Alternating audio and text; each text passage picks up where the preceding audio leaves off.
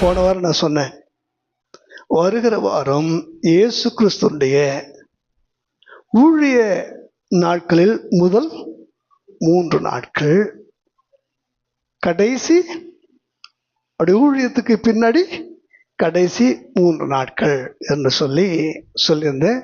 இயேசு கிறிஸ்துடைய முதல் 3 நாட்கள் யாருக்கா தெரியுமா?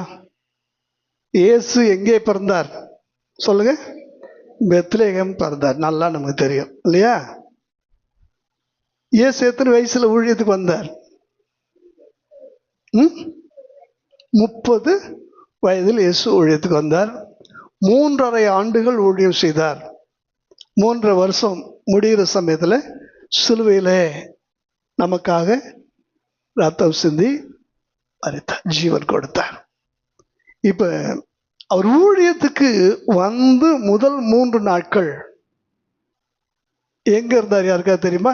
வாசிச்சு பாருங்க. மத்தேயு 3வது அதிகாரம் 4வது அதிகாரம் 1வது வசனத்தை வாசிங்க. 3 கடைசி 4:1 வாசிங்க.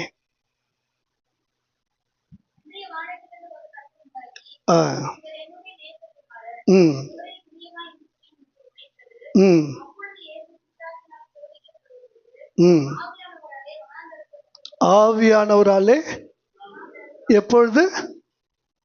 இந்த வசனம் பாருங்க. அப்பொழுதுன்னு போட்டிருக்க, அது எப்பொழுது சொல்ல பதில் சொல்லணும். எப்பொழுது?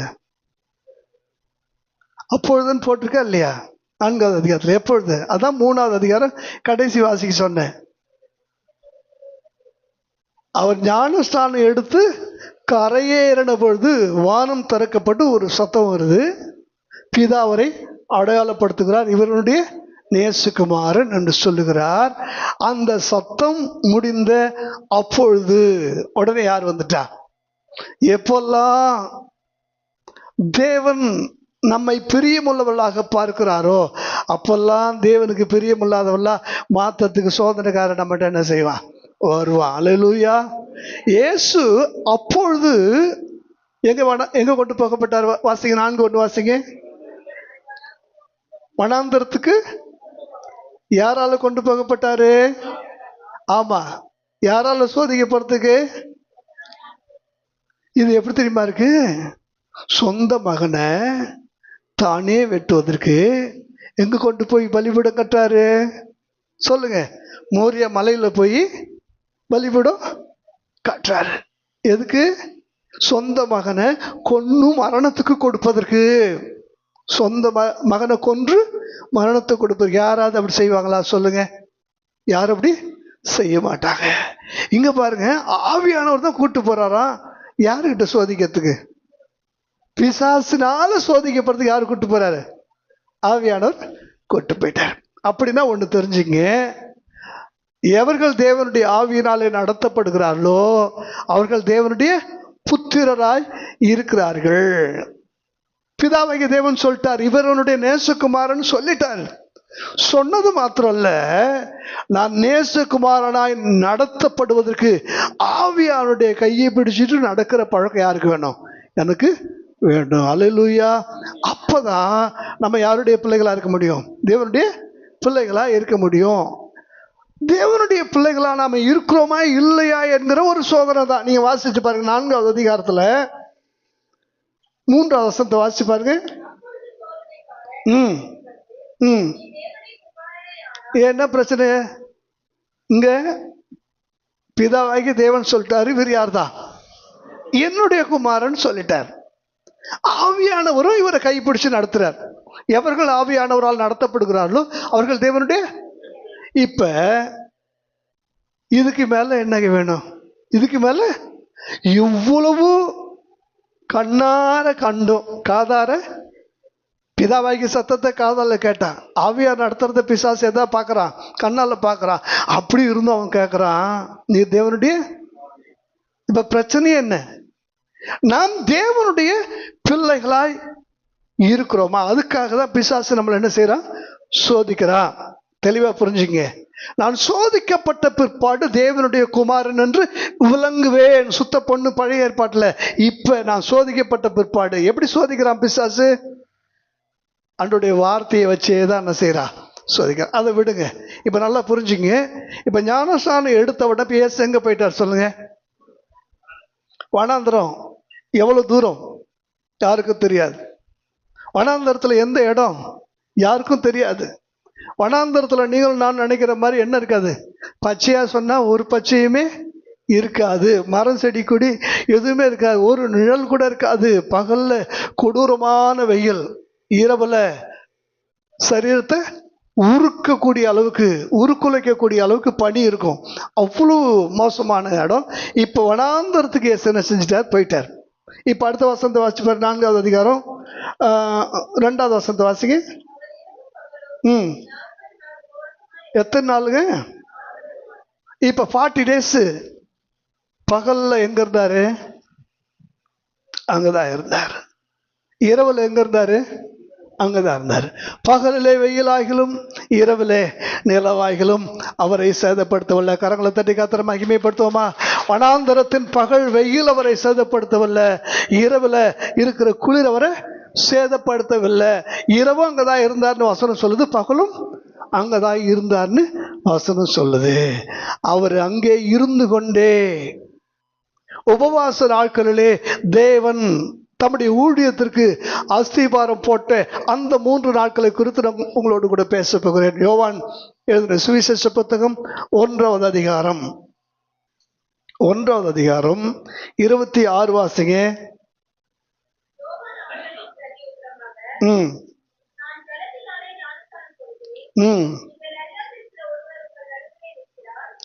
நீங்கள் அறியாதிருக்கிற ஒருவர் கண்டுபிடிச்சிட்டான். ஜனக்கூட்டத்துக்குள்ள இயேசு வந்துட்டான்னு கண்டுபிடிச்சிட்டான்.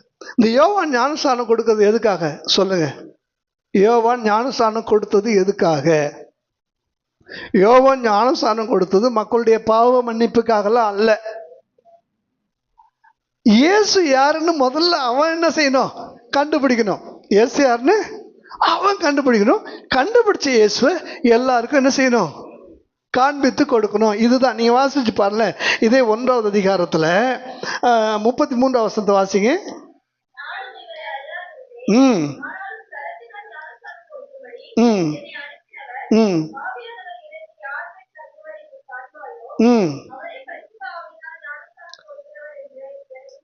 சொல்லி இருந்தார். இப்ப ஞானஸ்நானம் கொடுக்க ஆரம்பிச்சிட்டார். ஊரே அவனுக்கு முன்னாடி ஞானஸ்நானம் எடுக்க வந்து நிக்குது. ஆயிரமான மக்கள் நிற்கிறாங்க. தொடர்ந்து ஞானஸ்நானம் கொடுத்துட்டே இருக்கிறான். ஞானஸ்நானம் கொடுத்து முக்கிய அனுப்பலைங்க. ஒவ்வொருத்தரும் எழுந்திருச்சு கரையேற வரைக்கும் தலையை பார்க்குறான். யார் தலையிலேயாகிலும் பரிசுத்த ஆவியானவர் புறாவை போல வந்து இறங்குவாரோ என்று சொல்லி பார்க்குறான். ஏன்னா இவன் ஞானஸ்நானம் கொடுக்கறது யாருக்காக தான்? இயேசுவை பார்த்தோம். நீங்க வாசிச்சு பண்ணல. நீங்க 31வது வசனம் வாசிங்க. நானும் இவரை இஸ்ரவேலுக்கு, யாரு? இயேசுவை இஸ்ரவேலருக்கு வெளிப்படுத்தும்படியாக இயேசுவை தான் கண்டுபிடிச்சு அதை என்ன செய்யணும்? இஸ்ரவேல் ஜனங்களுக்கு வெளிப்படுத்தணும். இவர்தான் மேசியா, இவர்தான் கிறிஸ்து, இவர்தான் உங்களுக்காக உங்கள் பாவத்தை சுமந்து தீர்ப்பதற்காக வந்த தேவ ஆட்டுக்குட்டி என்று சொல்லி இந்த உலகத்துக்கு வெளிப்படுத்த வேண்டும் என்பதற்காகத்தான் அவன் ஞானஸ்நானம் கொடுக்குறான். அல்லேலூயா. எல்லாம் கேட்குறாங்க, நீர் கிறிஸ்துவும் அல்ல, மோசேயும் அல்ல, எலியாவும் அல்ல, தீர்க்கதரிசியும் அல்ல, பின்ன ஏன் ஞானஸ்நானம் கொடுக்கிறீங்க? கவனிக்கிறீங்களா? பைபிளை நல்லா கையில் வச்சுருங்க. அவன் ஞானஸ்நானம் கொடுத்தது ஜனங்களுடைய இல்லை. ஞானஸ்நானம் பெறுகிறவர்கள்லாம் வரும் கோபத்துக்கு தப்பிக்கொள்ள ஒரு வழி இருக்குமா என்று சொல்லி வந்து கீழ்ப்படிஞ்சு ஞானஸ்தானம் எடுக்கிறாங்க. கீழ்ப்படிஞ்சு ஞானஸ்தானம் எடுத்தவர்களுக்கு காண்பித்து கொடுக்கிறார். இதோ இவர்தான் உங்கள் பாவங்களை சுமந்து தீர்க்கிற தேவாட்டுக்குட்டி. அதுக்கப்புறம் தான் அவங்க பேதுருடைய நாட்களிலே மனம் திரும்பி பாவ மன்னிப்பு கண்டு ஞானஸ்தானம் பெற்றுக் கொண்டார்கள். ஏனென்றால் அவர்கள் மனம் திரும்பின பொழுது பாவங்களை மன்னிப்பதற்காக அப்பொழுது கிறிஸ்து இயேசுவின் ரத்தம் கல்வாரி சிலுவையில சிந்தப்பட்டிருந்தது. இப்ப இன்னும் சிந்தப்படவில்லை. அல்லேலூயா. இப்பொழுது சுமந்து தீர்க்கிற ஆட்டுக்குட்டி வந்துருச்சு, இன்னும் சுமந்து தீர்க்கப்படவில்லை. அல்லேலூயா. சரி, இப்ப நீங்க 1வது அதிகாரத்திலேயே தொடர்ந்து நீங்க கையில வச்சுக்கீங்க. அதுல நீங்க 28வது வசனம் வாசிங்க.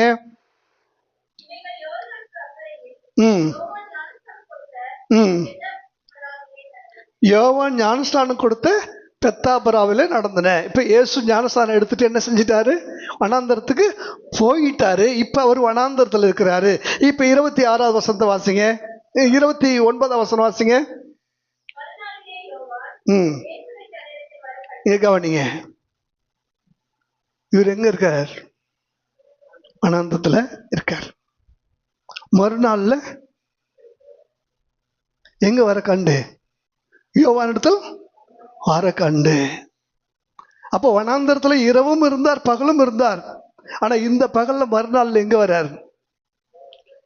டே 1 சார். அடுத்தது 39வது வசனம் வாசிச்சு பாருங்க. 35வது வசனம் வாசிங்க. 35.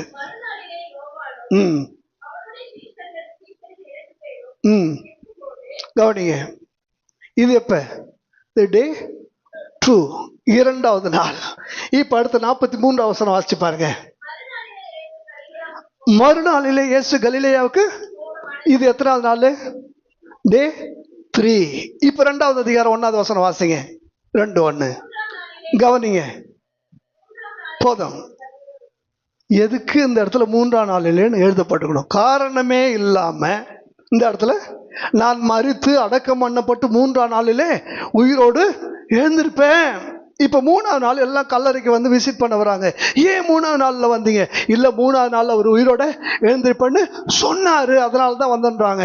ஆனா இந்த இடத்துலயும் பர்டிகுலரா ஒரு 3ஆவது நாளை சொல்லி இருப்பதற்கான காரணம் என்ன? இந்த 3 நாளும் இயேசு மாம்சத்தில் இருந்தாரா, ஆவியில் இருந்தாரா? அங்கே இருந்தது யார்? இங்கே இருந்தது யார்? புரியுதா உங்களுக்கு? இது ரொம்ப ஆழமான சத்தியம். இதுக்கு வேத ஆதாரங்களை நான் திரும்ப உங்களுக்கு சொல்றேன். இப்ப முதல் நாள் என்னாச்சுன்னா, ஞானஸ்நானம் எடுத்து போயிட்டாரு. ஃபர்ஸ்ட் டே இப்ப யார்கிட்ட வராரு? யோவான்கிட்ட வராரு. ஏன் யோவான்கிட்ட வராரு தெரியுமா?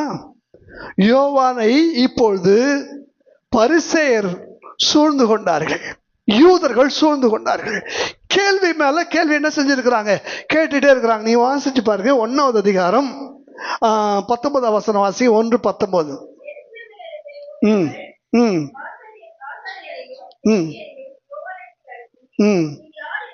நீர் யாருன்னு இப்ப இவன் சொல்றான். நான் கிறிஸ்துவ இல்ல, நீங்க நினைக்கிற மாதிரி நான் இயேசுவும் இல்ல, கிறிஸ்துவம் இல்ல, நான் எலியாவும் இல்ல, மோசேயும் இல்ல. இப்படியே வந்து தன்னை பத்தி அவன் சொல்லிட்டே இருக்கிறான். சொல்லிட்டு இருக்கும்போது சொல்றான், நீங்க தேடி வந்த நபர் இங்க வந்துட்டாருன்றான். நல்ல புரியுது. வாசிச்சு பாருங்க. 1வது அதிகாரம் 26வது வசனத்தின் கடைசி பகுதி. இப்ப சொல்லிட்டான், இந்த யூதர்களையும் பரிசேயர்களையும் சொல்லிட்டான், நீங்க நான் தான் நினைச்சு வந்தீங்க, ஆனா நான் அல்ல. நீங்க தேடி வந்த நபர் எனக்கு பின் வந்தவர் தான், ஆனால் எனக்கு முன் இருந்தவர், என்னிலும் மேன்மையானவர். அவருடைய பாதரட்சியின் வாரை அவிழ்ப்பதற்கும் நான் பாத்திரன் அல்ல. ஆனா அவர் எங்க வந்துட்டாரு? இந்த ஜனக்கூட்டத்துக்கு நடுவுல வந்துட்டார். நடுவுல வந்துட்டாருன்னு சொல்லிட்டா. இப்ப யோவான் தனக்கு அவரை காட்டுவாங்கன்னு எல்லாம் என்ன செய்யறாங்க? வெயிட் பண்றாங்க. ஆனா ஞானஸ்நானம் எடுத்தவர் ஆவியானவரால ஒரு செகண்ட்ல காணாம போயிட்டார். நல்லா கவனிச்சு பாருங்க. ஆவியானவர் ஒரு செகண்ட்ல என்ன செஞ்சிட்டார்? எப்படி அந்த பிலிப்புவை ஒரு செகண்ட்ல அவன் தண்ணீர்ல இருந்து கரையேறின உடனே அடுத்த செகண்ட் கொண்டு வந்து அவசரத்துல விட்டாரோ, அதே போல அவர் தண்ணீர்ல இருந்து கரையேறின உடனே இவரை கொண்டு போய் எங்க விட்டாரு? வனாந்தரத்துல விட்டுட்டாரு. இப்ப யோவான் பாக்குறான், ஐயோ அவர் இங்கதான் இருக்காருன்னு சொல்லிட்டோம். இப்ப இவனுங்கிட்ட என்னத்த சொல்லி சமாளிக்கிறது ஒண்ணுமே புரியல. நீங்க கவனிச்சு பாருல, இந்த பரிசேயர்களுடைய யூதருடைய விசாரணை எல்லாம் சாதாரணமான ஒரு விசாரணை அல்ல. ஒரு குருடனை பார்த்து கேட்கறாங்க, நீ குருடன் தானே? ஆமாப்பா நான் குருடன் தான். எப்படி பார்த்த? ஒருத்தர் வந்தாரு, இந்த மாதிரி நீ சிலுவாம் குளத்துல கழுவுன்னு சொன்னாரு, நான் போய் கழுவுன பார்த்தேன். அவர் எப்படி இருந்தாரு? எனக்கு தெரியும். அவர் எங்க இருக்கிறார் அதுவும் எனக்கு தெரியாது. நான் பார்க்கறதுக்கு முன்னாடியே நீங்கெல்லாம் பார்வை உள்ளவர்கள் தானே, அப்ப நீங்க தானே பார்த்துருப்பீங்க. ஏன் என்கிட்ட இப்படி கேள்வி கேட்கறீங்கன்ட்டு பயங்கரமா இவங்க என்ன செய்யறான்? ஆர்கியூமெண்ட் பண்றாங்க. கடைசியில அவனை அடிச்சு ஊரை விட்டு ஒதுக்கி அவனை புறம்பாக்கி தள்ளிட்டாங்க. தேவாலயத்துக்குள்ளே நீ என்ன செய்யக்கூடாது, இனி ஊருக்குள்ளே வரக்கூடாதுன்னு சொல்லி அவனை கொண்டு போய் தள்ளி வச்சுட்டாங்க. நல்லா கவனிச்சு பாருங்க. அவளுடைய விசாரணைன்றது ரொம்ப மோசமா இருக்கும். இவன் குருடனும் ஊரே சொல்றது நம்பல. யாரை தேடி வராங்க? அப்பா அம்மாவை தேடி வரலான்னு அப்பா அம்மாட்ட வந்து கேட்குறாங்க, நீங்க பெத்த புள்ள தானே? ஆமா. நல்லா பாருங்க, உத்து பாருங்க, நீங்க பெத்த புள்ள தானா? ஆமா, நாங்க பெத்த புள்ளதான். எப்படி பிறந்தா? குருடனா பிறந்தா. ஆமா, குருடனா தான் பிறந்தா. இவனுக்கு எப்படி பார்வை கிடைச்சது? அவனுக்கே அதுக்கு உண்டான வயசு இருக்கு, அவங்ககிட்ட பதில் இருக்கு. பதில் அவங்ககிட்ட என்ன செய்ய கேளுங்க, எங்களுக்கு தெரியாது. யோசிச்சு பாருங்க, விசாரணை எங்க வருது பாருங்க. அப்படியே நம்ம சிபிஐ எல்லாம் தாண்டி இவனுங்க மோசமான விசாரணை அப்படியே கொக்கி போறானுங்க. யோவான்ட்ட யார் யார் யாருன்னு கேட்கறான். யோவானால என்ன செய்ய முடியல. இவங்க தொடர்ந்து பேசிட்டே இருக்கிறாங்க. திடீர்னு பார்த்தா யார் வந்துட்டா? இப்ப வாசிச்சு பாருங்க, 28வது வசனம் இல்ல 30வது வசனம் கடைசி பகுதி. நான் சொன்னேனே. அப்பா இப்ப எதுக்காக வர்றாரு அடுத்த நாள்? யோவானுடைய விசாரணையிலிருந்து அவனை விடுதலையாக்குவதற்காக. யூதர்களுக்கும் பரிசேயருக்கும் தான் கிறிஸ்து என்பதை காண்பிப்பதற்காக எங்க வர்றாரு? முதல் நாள். இப்ப தெளிவா தெரிஞ்சு போச்சு, யூதர்களுக்கும் பரிசேயர்களுக்கும் ஆசாரியர்களுக்கும் கிறிஸ்து என்ன செஞ்சிட்டாரு? வந்துட்டாரு அப்படின்னு சொல்லி தெரிஞ்சிச்சு. இந்த யோவானும் நான் சொன்னேனே அவர் இவர் தான் சொல்லி என்ன செஞ்சிச்சு, அதோட அது போயிடுச்சு. இப்ப செகண்ட் டே என்ன நடக்குது வாசிச்சு பாருங்க. 35வது வசனம். மறுநாளிலே யோவானும் மறுநாள்ல இப்ப கவனிச்சு பாருங்க, இன்னும் காலையில ஊழியர் ஸ்டார்ட் ஆகல. யார் மட்டும் தான் நிக்கிறா? யோவானும் கூட 2 சிஷ்யர்கள் நிக்கிறாங்க. இப்ப திடீர்னு அவங்க கண்ட காட்சியை பாருங்களேன். இயேசு நடந்து போகிறதை கண்டு 37 அவன் அப்படி சொன்னதை தி டே 2 இரண்டாவது நாளில் யோவானுடைய 2 சிஷ்யர்கள் யார் பின்னால போயிட்டாங்க? இயேசுக்கு பின்னால போயிட்டாங்க. நல்லா கவனிங்க. இந்த 2 சிஷ்யர்கள் அந்த 2வது நாள்ல என்ன நடந்துச்சு பாருங்க. இந்த 2 சிஷ்யர்கள் யாருக்கு பின்னால வர்றாங்க வாசிச்சு பாருங்க.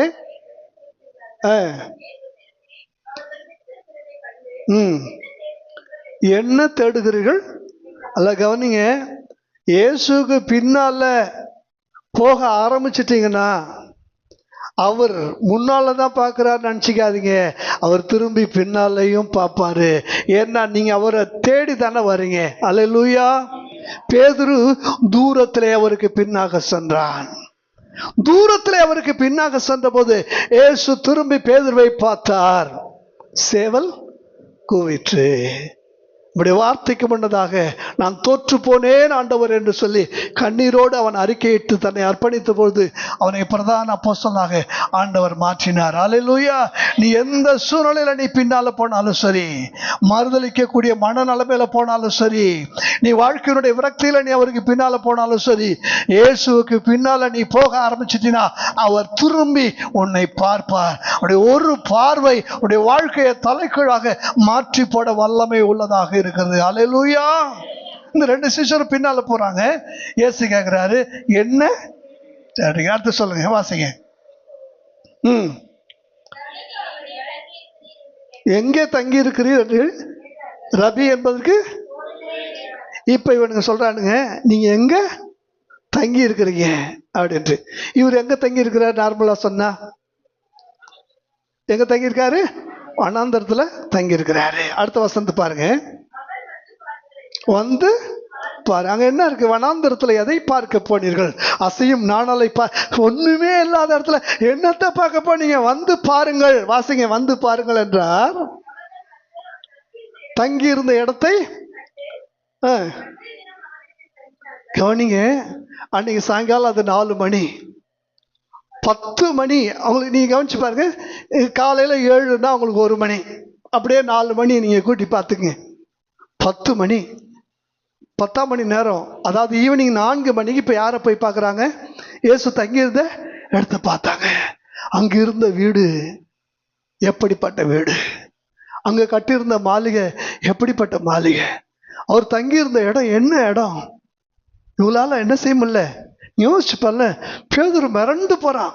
ஒண்ணுமே இல்லாத மலை மேல வந்தா திடீர்னு மறுரூபம் ஆயிட்டாரு. மறுரூபமான பிற்பாடு பார்த்தீங்கன்னா மகிமை சூழ்ந்திருக்குது. அந்த மகிமை சூழ்ந்த இடத்துல பிரமிச்சு போய் நின்றது போல இந்த இடத்துல இயேசு அவங்க 2 பேரையும் கூட்டிட்டு வந்த உடனே தேவனுடைய அந்த மறுரூப மலையினுடைய அனுபவத்தை இவங்க ஏன் நான் சொல்றேன்னா, அடுத்த வசனத்தை வாசிச்சு பாருங்க, அப்பதான் உங்களுக்கு தெரியும். ம் ம் ம் ம் கவனிங்க, போதும் போதும். இப்ப ஒரே ராத்திரி தங்கிட்டு காலையில வந்து என்ன சொல்றாங்க? யாரை கொண்டோம்? மேசியாவை. அப்பனா சம்திங் அந்த ராத்திரி என்ன நடந்தது? எதை பார்த்தார்கள்? எதை பார்த்தார்கள்? மறுரூப மலையில பார்த்த போது பேதுருவிட்ட ஆண்டவர் சொல்லிட்டாரு, இதை கண்டிப்பா நான் உயிரோடு எழும்புற வரைக்கும் யாருக்கிட்ட என்ன செய்யக்கூடாது? சொல்லக்கூடாது. ஆனா இங்க அப்படி சொல்லவே இல்லை. அப்படியானால் எதை பார்த்தார்கள்? மேசியாவினுடைய சுய ரூபத்தை, மேசியாவினுடைய தேவனுடைய மகிமையை. நீங்க 1வது அதிகாரத்திலேயே நீங்க பாத்தீங்கன்னா 14வது வசனத்தினுடைய கடைசி பகுதி வாசிங்க. அவருடைய மகிமையை கண்டோம். போதும், அவருடைய மகிமையை கண்டோம். அந்த மகிமையை கண்டவங்க தான் சொல்றாங்க, யாரை பார்த்தோம்? மேசியாவை கண்டோம். அல்ல கவனிங்க, வனாந்தரத்துல வீடே இல்லாத இடத்துல என்ன இருந்துச்சு? வீடு இருந்துச்சு. அவங்க வந்து தங்கி இருந்தாங்க. அன்னைக்கு கூட தங்கினவங்க எப்படி சாப்பிட்டாங்க? இவர் ஃபாஸ்டிங்ல இருக்கிற விட்டுருங்க, வந்தவங்களுக்கு என்ன சாப்பிட்டாங்க? என்ன கொடுத்தாரு? குடிக்க தண்ணியாவது கொடுத்துருப்பாரா? நம்ம ஒண்ணுமே புரியல. இதெல்லாம் மறைக்கப்பட்டதான தேவனுடைய மகிமை, வாழ்க்கையுடைய மறுரூபத்துக்கு காரணமே அதுதான். இதுதான். அந்த ராத்திரி அவங்க அங்க தங்கி இருக்கிறாங்க. வாசிச்சு பாருங்க 39 வசனத்துல, அன்றைய தினம் அவரிடத்தில் தங்கினார்கள். இப்பொழுது நீங்க கவனிச்சு பாருங்க, அடுத்த நாள் விடுஞ்சப்ப 41 வசனம் வாசிங்க. முதலாவது தன் சகோதரனாகிய, சரி, யாரு போய் சொன்னது? அந்திரேயா. மேல 40 வசனம் வாசிங்க. கேட்டு 2 பேரில், அப்ப இன்னொருத்தன் யாரு? இன்னொருத்தன் தான் இந்த புஸ்தகத்தை எழுதுகிறதான செபதேவின் குமாரனாகிய யோவான். தன்னை அங்க மறைக்கிறான் பாருங்க. இயேசுக்கு அன்பாயிருந்த சீசன் என்று தன் பெயரையே சொல்லாமல் இந்த புஸ்தகம் முழுவதும் தன்னை மறைத்து எழுதிய அந்த யோவான். இந்த யோவானும் அந்திரேயாவும் தான் யாரை பின்பற்றி வராங்க? இயேசுவை பின்பற்றி வராங்க. இதுல அதெல்லாம் ஒருத்தவன் பேர் சொல்லுங்க. அதில் ஒருவனாகிய அந்திரேயா என்பவன் முதல்ல என்ன செய்யலாம்? பொழுது விழுந்த உடனே யாரை போய் கூட்டு வரா? கூட பிறந்த சொந்த சகோதரனை கூட்டு வரா. மேசியாவை கண்டோம். இப்ப நீங்க வாசிச்சு பாருங்க. அதுல நான் சொல்றது 3வது நாள். இது நீங்க 43ல தான் பாத்தீங்கன்னா, மறுநாளிலே இயேசு கலிலேயாவுக்கு போக மனதாய் இருந்து, அந்த சமயத்துல தான் இப்ப 42 வசனத்தை வாசிச்சு பாருங்க. கூட்டி கொண்டு வந்தான்.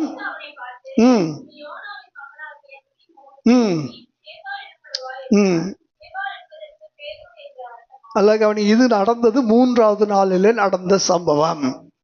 3வது நாளிலே இந்த அந்திரேயா என்பவன் தன் சகோதரனாகிய சீமோனை கொண்டு வருகிறான். சீமோன் என்பதற்கு நாணல் என்று பொருள். ஆண்டவர் வந்தவனுக்கு சிபாஸ் என்று பெயர் இடுகிறார். சிபாஸ் அதாவது தமிழ்ல கேபா.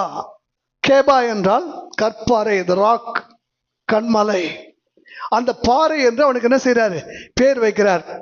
இப்ப கவனிச்சிங்க, 3வது நாளிலே இப்ப எத்தனை சீசர் ஆயிட்டாங்க? ஏற்கனவே எத்தனை பேர் இருக்கிறாங்க? 2 பேர் ஆயிட்டாங்க. இப்ப எத்தனை பேர் ஆயிட்டாங்க? இந்த 2 பேர்ல 2 பேரும் எப்படி வந்தவங்க? யோவான் சொன்னது கேட்டு தானா வந்தவங்க 2 பேர். இயேசு கூப்பிடல, தானா வந்தவங்க 2 பேர். பேதுரு யாரு கூப்பிட்டா? பேதுருவையும் இயேசு கூப்பிடல. ஒரு மனுஷனால அழைத்து வரப்பட்ட, சகோதரனாலே அழைத்து வரப்பட்ட ஒருவன். இப்ப அடுத்த வசனத்தை வாசிச்சு பாருங்க. 44. மறுநாளிலே இயேசு கலிலேயாவுக்கு போக மனதா இருந்து.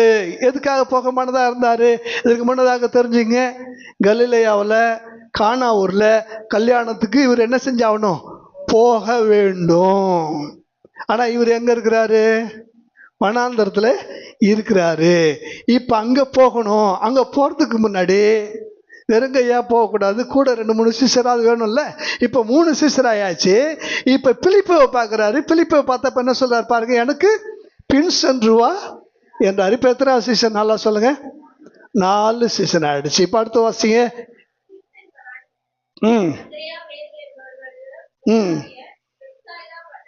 ஆமா, அந்திரேயா பேதுரு 2 பேரும் உறவுக்காரங்க. இவன் ஊர்க்காரன். 2 பேரும் உறவுக்காரன். பிலிப்பு ஊர்க்காரன். பிலிப்பு யார் அழைக்கிறா? ஆண்டவரால் நேரடியாக அழைக்கப்பட்ட ஒரு சீசன். இப்ப அடுத்த வாசிங்க. ம் ம் ம் ம் ம் பிலிப்பு நாத்தான்வேலை பார்த்து சொல்றாரு. என்ன சொல்றாரு? நியாயப்பிரமாணத்துல மோசையும் தீர்க்கதரிசிகளும் எழுதி வச்சிருக்கிறாங்களே, அவரை நாங்க என்ன செஞ்சிட்டோம்? எவ்வளவு நேரம் இருக்கோம்? ஆன் த வே. நல்லா கவனிச்சிங்க. இப்ப இவர் எங்க போயிட்டு இருக்கிறாரு? கலிலேயாவுக்கு யோர்தான்ல போயிட்டு இருக்கிறாரு. போற வழியில இயேசுவோட நடக்கிறான். இயேசுவோட நடக்கிற அந்த பிலிப்பு ஓடி போய் ஒருத்தர் பார்த்து சொல்றான், நாங்க யாரை பார்த்தோம்? இப்ப நல்லா புரிஞ்சுக்க. இயேசு மாம்சத்துல 3 வருஷம் ஊழியம் செஞ்சிருந்த காலகட்டத்துல கூட இருக்கிற பேதுருவே இயேசுவை சரியா என்ன செய்யல, பார்க்கல. யாருமே அவரை சரியா என்ன செய்யல, பார்க்கல. ஐயோ ஆண்டவரே, இவைகள் நமக்கு நேரிடக்கூடாது அப்படி இப்படின்றாங்க. ஆனா செகண்ட்ஸ்ல இந்த பிலிப்பு அவர் என்ன செய்யறா? நாங்க அவர் என்ன செஞ்சிட்டோம்? ஆமா, மோசே கண்டவரை, தீர்க்கதரிசிகள் காண ஆசையா இருந்தவரை நாங்க என்ன செஞ்சிட்டோம்? பார்த்துட்டோம்னு சொல்லி யார்கிட்ட சொல்றா? நாத்தான்வேல். அதுக்கு நாத்தான்வேல் என்ன சொல்றாரு பாருல, நாசரேத்துல இருந்து யாதொரு நன்மை.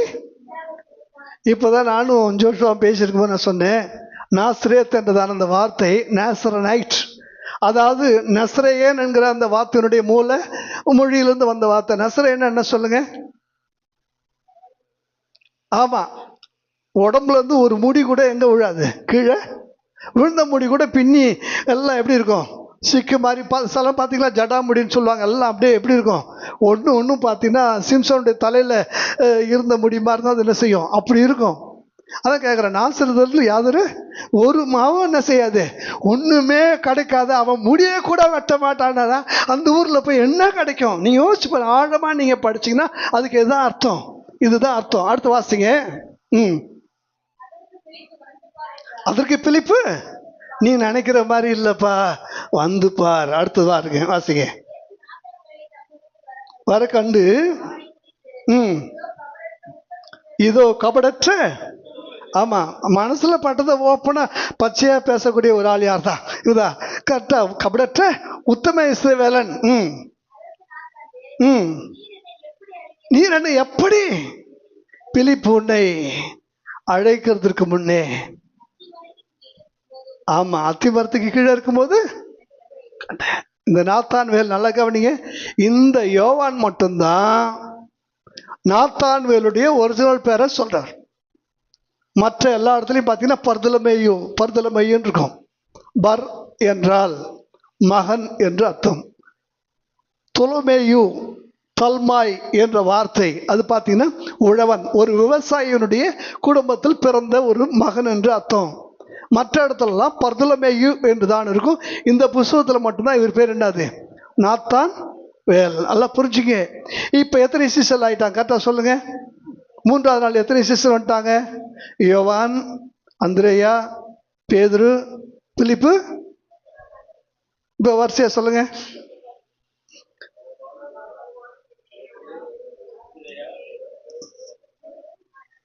எத்தனை பேர்? 5 பேர். அல்லேலூயா.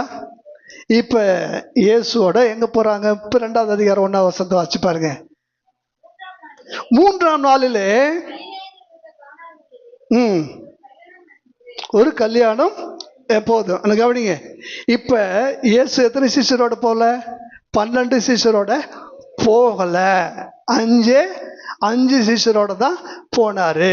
இப்ப இந்த கல்யாணம் முடிஞ்ச உடனே, தண்ணீர் திராட்சரசமான உடனே என்னாச்சு? திடீர்னு இயேசு காணாம போயிட்டாரு. நல்லா கவனிங்க, திடீர்னு இயேசு காணாம போயிட்டாரு.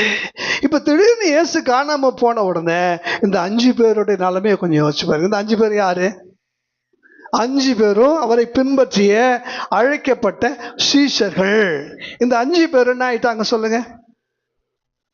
இயேசு உயிரோட எழுந்த பிற்பாடு அங்க ஆண்டவர் உயிர்த்தெழுவதற்கு முன்னதாக இவெல்லாம் யோசிச்சுட்டாங்க, இனி அவர் இல்லை, இனி அவர் என்ன செய்ய மாட்டார், வரமாட்டாரு, வாங்கப்பா நம்ம பழைய தொழிலுக்கே போகலாம், மீன் பிடிக்க போறோம்னு பேதுரு முதல்ல தன்னை அப்படி ப்ரமோட் பண்றான். உடனே கூட எல்லாரும் நாங்களும் போனாங்களா இல்லையா? போனாங்கல்ல. இதுதானே நம்ம கேள்விப்பட்ட சத்தியம். நீங்க வாசிச்சு பாருங்க. இப்பொழுது மத்தேயு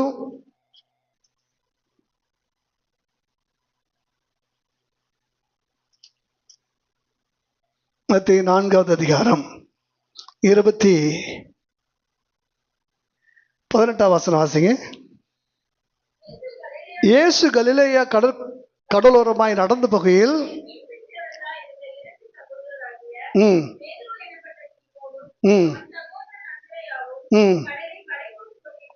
ஹலோ, என்ன கவனிங்க. ஆஃப்டர் 37 days அல்லது ஆஃப்டர் 40 days யாரை சந்திக்க வராரு? சீசன்ல 40 நாள் கூட நம்ம ஆளுங்க 4 நாள் ஆயிடுச்சு நாருமே என்று சொல்லி 40 நாள் ஆன பிற்பாடு இவங்க விட்டுட்டு எங்க போயிட்டாங்க 2 பேரும்? எல்லாம் சொல்லுங்க. நமக்கு இது வரைக்கும் நம்ம என்ன நினைக்கிறோம்? இதுதான் முதல் சந்திப்புன்னு தான் நினைக்கிறோம். அப்படிதான் நினைக்கிறோம். இதுதான் ஃபர்ஸ்ட் பேதுரு அவர் சந்திச்சாரு தான் நீங்க நினைக்கிறோம். இதுதான் நினைக்கிறீங்க. ஆனால் இந்த யோவான் அவருக்கு அன்பாக இருந்த சீசன். அவர் மாம்சத்தில் உபவாசம் பண்ணி கொண்டிருந்த போது ஆவியிலே வந்து ஊழியர்களை செலக்ட் பண்ணி ஆவியில தம்முடைய மகிமையை வெளிப்படுத்தி, நீங்க முதல் அற்புதத்துல வசனம் இப்படி இருக்கும், இவ்விதமாய் அவர் தம்முடைய மகிமையை வெளிப்படுத்தினார். வேற எந்த அற்புதத்துல ஆகிலும் இப்படி சொல்லப்பட்டு கொஞ்சம் யோசிச்சு பாருங்க. இவ்விதமாய் அவர் தம்முடைய மகிமையை வெளிப்படுத்தினார். அப்ப மகிமையின் சரீரத்துல வந்து அந்த மகிமையான தேவன் யோவானிடத்தில் வருகிறது போல காணப்பட்டவர். நடந்து போகிறதை அவர் பார்த்தா. நல்லா புரிஞ்சுக்கங்க, அவர் மாம்சத்துல நடந்து வரல, அவர் அப்புறம் போகிறவர் போல காணப்பட்டார். அதனால வாங்கையான்னு சொல்லி வருந்தி கூப்பிட்டப்ப அவர் என்ன செஞ்சார்? வந்தார். அப்படி ஒரு ஆவியின் வெளிப்பாட்டை நான் சொல்றேன். அந்த 3வது நாள் ஒரு பெரிய அற்புதத்தை செஞ்சுட்டு அவர் காணப்படாமற் போனார். அதாவது வனாந்தரத்துல உபவாசம் பண்ணும்படி போனார். இயேசுனுடைய ஊழியத்துக்கு அவர் அஸ்திபாரம் போட்டதே இந்த 3 உபவாச தினத்துல தான் அவர் அஸ்திபாரம் போட்டார். அதனால உபவாசிக்கிறவர்களுக்கு ஒன்று சொல்றேன், நீங்க உபவாசிப்பதற்காக நீங்கள் முழங்கால் படிட்டு நீங்கள் ஜெபித்து கொண்டிருந்தால் உங்க காரியத்திற்கான காரியங்களை ஆயத்தம் பண்ணுகிறவர் அவர்தான். அதற்கான அற்புதத்தை செய்கிறவரும் அவர்தான். அதற்கான மகிமையை வெளிப்படுத்துகிறவரும் அவர்தான். இயேசு ஊழியத்திற்கு வருவதற்கு முன்னதாக 40 நாள் உபவாசம் பண்ணாரு. அந்த உபவாச நாட்கள்ல தான் முதல் நாள் ஆயத்தம், 2வது நாள் அப்படியே நீங்க கவனிச்சு பாருங்க. முதல் 2 நாள் ஆயத்தங்கள், 3வது நாள் ஒரு அற்புதம். அந்த 3வது நாள் தான் ஒரு மகிமை அந்த இடத்துல ஆண்டவர் என்ன செய்றார்? வெளிப்படுத்துகிறார். அல்லேலூயா. அதனால நீங்க உபவாசம் பண்ணி ஒரு இடத்துல உட்காந்து நீங்க ஜெபம் பண்ணும்போது, ஐயோ இந்த நாள் நான் வெளில போயிருந்தா கூட அதை பார்த்துருப்பேனே, வெளில போயிருந்தா இதை சந்திச்சிருப்போமே, வெளியில போயிருந்தா இது கொஞ்சம் யோசிச்சு பாருங்க. நீங்க போய் சில காரியத்தை நீங்க செய்ய முடியாத நேரத்துல நீங்க உட்கார்ந்துட்டீங்கன்னா உங்களுக்கு பதிலாக இயேசு போவார். அல்லேலூயா. உங்களுக்கு பதிலாக அவர் போவார். உபவாசத்துல நீங்கள் இருக்கும்போது கர்த்தர் எனக்காக யாவையும் செய்து முடிப்பார் என்ற வசனத்தை அவர் உங்களுக்காக செய்வதற்காக அவர் புறப்பட்டு சொல்லுவார். அல்லேலூயா. நீங்க வேணா உட்கார்ந்த இடத்துல உட்கார்ந்துருக்கலாம், ஆனா உங்களுக்கான கிரியைகள் இன்னொரு இடத்துல தேவனே போய் அதை என்ன செய்வார்? ஆயத்தமாக்கி கொண்டிருப்பார். அல்லேலூயா. இதுவரை நீங்க அறிந்திராத சத்தியம், இயேசுனுடைய ஊழிய நாட்களிலே ஞானஸ்நானம் பெற்று அடுத்த 3 நாட்கள் அவர் என்ன செய்தார், எங்க இருந்தார், எப்படி இருந்தார், எதுவுமே நாம் அறியாத ஒரு புதிய வெளிப்பாட்டை கர்த்தர் இன்றைக்கு நமக்கு கொடுத்திருக்கிறார். அல்லேலூயா. முதல் நாளிலே யோவான் அவர் தன்னிடத்துல வர கண்டு அவன் தன்னை அவர் வரும்போதே புரிஞ்சிட்டான். முதல் நாளில் அவர் 2வது ஞானஸ்நானம் எடுத்து தாண்ட வரும்போது அவர் என்ன செய்யறார், இவர் தான் என்று சொல்லி அடுத்தவங்களுக்கு சொல்றான். நான் சொன்னேனே அவர் இவர் தான் என்று சொல்றான். ஊருக்கே அவரை வெளிப்படுத்திட்டான். அடுத்த நாள் 2வது நாள் இவர் தான் என்று சொல்லும் போது கூட 2 பேர் என்ன செய்யறாங்க, 2 பேர் சீசல்லாவே போயிட்டாங்க. நல்ல கவனிங்க, உபவாசித்து தேவனுடைய ராஜ்யத்தின் நீதி முதலாவது தேடுகிற தேவனுடைய பிள்ளைகளே, உங்கள் வாழ்க்கையின் மூலம் அநேகர் இயேசு அறியணும். உங்கள் வாழ்க்கையின் மூலம் அறிந்தவர்கள் சிலராய்கள் தேவனுடைய ராஜ்யத்துக்காக அவருடைய ஊழியத்துக்காக தாங்கள் என்ன செய்யணும், அர்ப்பணிக்கிறோம். அந்த யோவான் மூலமா 2 ஊழியக்காரங்க என்ன செஞ்சாங்க, போனாங்க. அவங்க தான் ஒட்டுமொத்தமான சிஷ்யருடைய செலக்ஷன்லே முதன்மையானவங்க. அல்லேலூயா சொல்லுவோமா? அல்லேலூயா. இன்றைக்கு நான் சொல்றேன், தேவ சமூகத்தில் எல்லாரும் எழும்புவோமா? ஏனென்றால் அடுத்த 3 நாட்களை குறித்து நான் திரும்ப சொல்றேன். இப்பயே ஒரு சிலருடைய கண்கள்லாம் பரலோக காட்சிகளை காண ஆரம்பித்து விட்டது. அதை நான் பார்த்ததுனால தான் சொல்றேன். யாருன்னு அவங்களுக்கு தான் வெளிச்சம். அந்த யோவான் எழுதின சுவிசேஷ புத்தகம் 1வது அதிகாரத்தில் நீங்க கடைசி வசனத்தை வாசிங்க. 1வது அதிகாரம் கடைசி வசனம்.